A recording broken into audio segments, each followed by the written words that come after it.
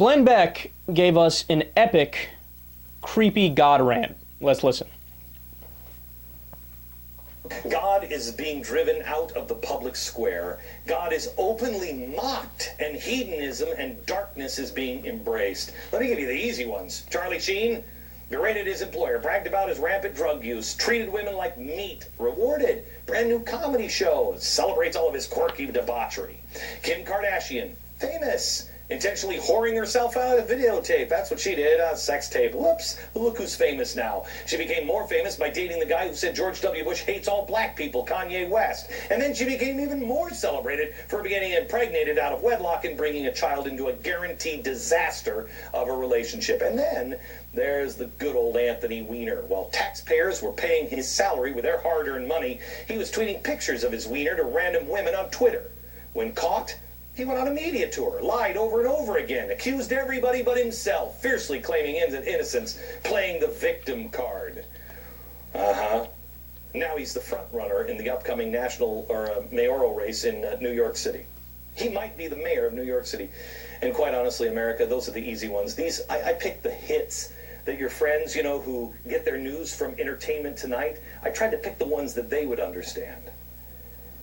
But if you just scratch just below the surface, you and I both know evil is running amok in our country and all over the globe. Right. Kim Kardashian and Charlie Sheen, evil human beings. Evil. He said evil. And he said, there's darkness and the devil and... Okay, look. They're celebrities. I agree they're annoying. In fact, I'm very anti-pop culture, if you haven't realized. But they're not tools of the devil.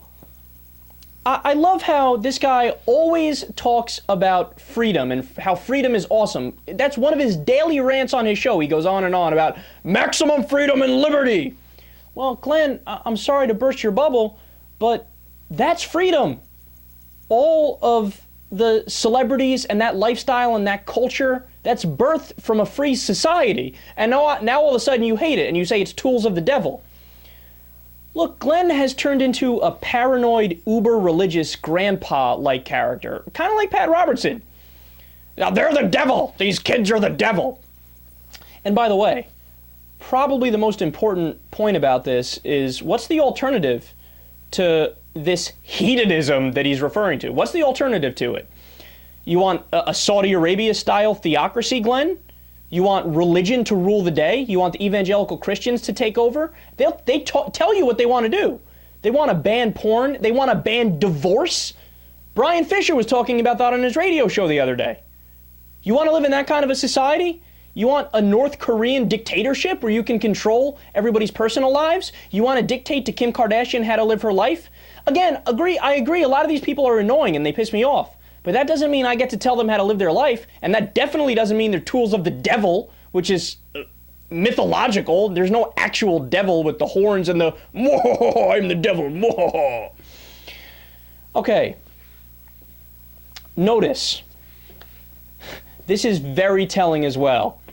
He didn't pick any Republicans in his entire thing about, these evil people, these evil people. You want to talk about sex scandals, Glenn? Really? So you decided to go to Anthony Weiner, who, by the way, didn't even win the race yet. He's just in the race. He's your go-to for, this is a bad guy here. How about Mark Sanford, Glenn? How about him? He won his race. He beat Elizabeth Colbert Bush, if you remember that race, right? Here's a guy who not only was a cheater, he claimed to be a moral man. He claimed to be, and he impeached Clinton for the blowjob. So he's a blatant hypocrite. And he was cheating on his wife, and by the way, he was using taxpayer money to go to Argentina to meet his mistress there. And he would use his plane to get haircuts. This is all...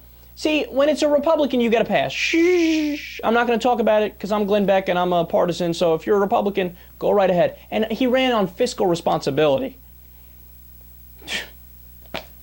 and family values. And then also...